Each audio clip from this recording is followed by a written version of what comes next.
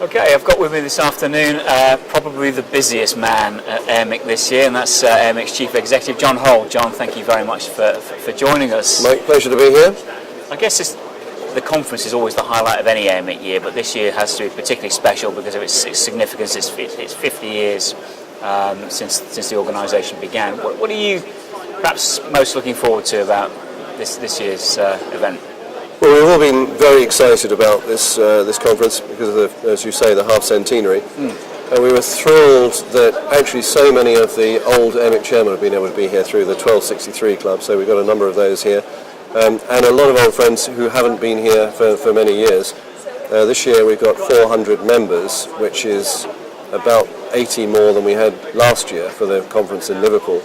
So we wanted to make sure that we could be as inclusive as we possibly could this year, and we built the conference to have something for everybody. So we hope that, you know, whether you're an insurance manager or a risk manager, or whether you're interested in, you know, corporate governance or strategic risk or reputational risk, there'll be something for you at the conference here. So I think we probably put together the widest range of technical content and the widest range of workshops and subject matter for plenary sessions that we've ever had. So we're very excited about that. Can't wait for the rest of the conference.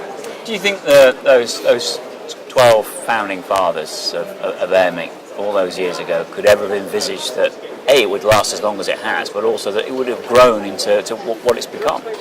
Well, part of the process of preparing for this, I actually read every chairman's record, their memoir of each of those 50 years. And if you go back 50 years ago, the thing that amazes you is firstly the difference between the world that they live in and the world that we all live in. You know, their perspective on everything, whether it be business or commerce or, you know, how you actually do a day's job. But secondly, the similarities. I remember there was a two-day board meeting in about 1970 where they were discussing whether they were an insurance corporation or an insurance association or a risk management association.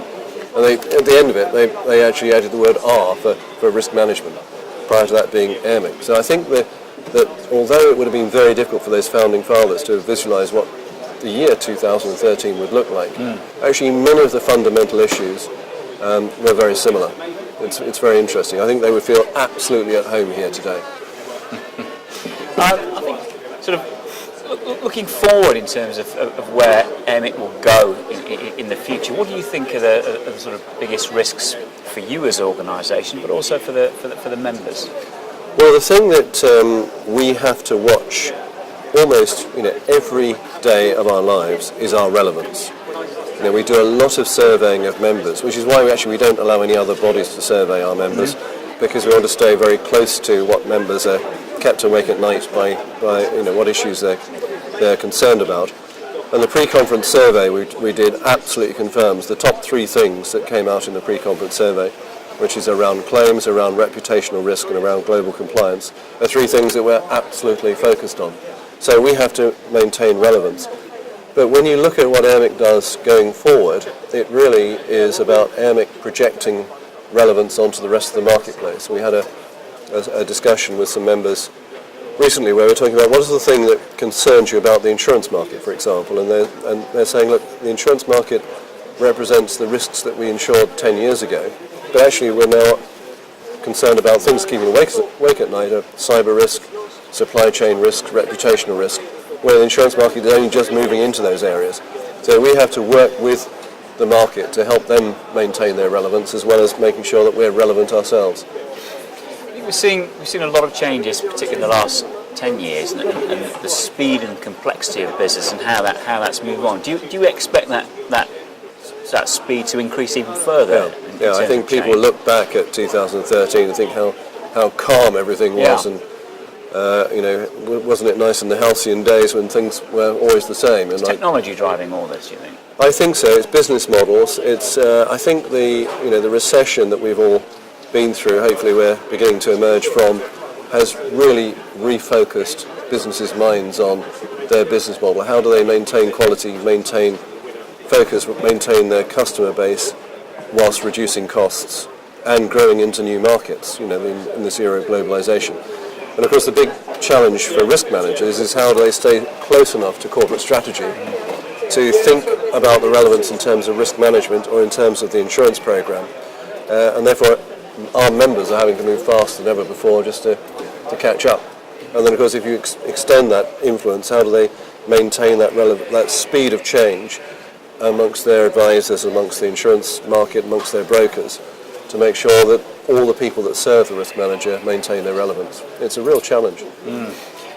Having spoken to a number of your members while you've been here in the last day or so, what's the main sort of thing you're picking up from them in terms of the sort of the key risks that they're thinking about at the moment? Well, I think they are very much focused on emerging risks, if you like, such as supply chain and cyber risk. I mean, of those two, I think cyber is the more acute, because the challenge for members is how do they get their arms around some of the technology risks within their own organisations? How can they actually become a partner to the Chief Risk Information Officer and make a difference on the risk map? But also I think a lot of soft risk, how do you protect intellectual property, in this era of potential piracy of IP? How do you protect corporate reputation? How do you get closer to thinking about the strategic impact of operational risks? So members are thinking about things that perhaps 5 years ago they perhaps wouldn't have had to spend so much time being concerned about. It's a very rapidly changing world, as we said. Do you think the sort of the key now to successful risk management for any organisation is to adopt an enterprise-wide approach? Well, I absolutely do feel that it needs to be an enterprise-wide approach, but it also needs to start from the very top of the organisation, from the chief executive. The research which we'll be talking about during the course of this conference, Roads to Resilience by Cranfield, is pointing to case study experience where in those organisations every single employee within the organisation consider themselves to be an extension of the risk function. So if there were 10,000 employees, there are 10,000 risk managers working not only for the chief executive but also relating very closely to the risk function. The risk manager being not only an evangelist but a communicator throughout the organisation. So we've got 10,000 pairs of eyes looking at the risk radar. We've got 10,000 people anticipating what can go wrong, and 10,000 people feeling very comfortable about reporting upwards about issues that they feel the organisation needs to know about. So it's if you like, rather, I think we've all heard the expression total football. We've got to move from 4-4-2 to everybody in the team absolutely being focused on risk management, and that is a critical role for the risk manager to play. Yeah, I'm going to leave you in a moment because I know you are incredibly busy and you'll probably be rarely off duty over the next 2 days or so.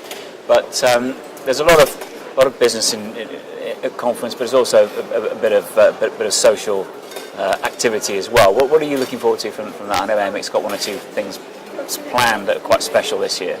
Well, we're looking forward to our party, so we've got if you like, a little bit of a tribute to 1963 in Brighton. So I think there'll be hopefully one or two surprises and one or two little props that will help people, those of us who remember the 60s will remember what happened in Brighton in 1963.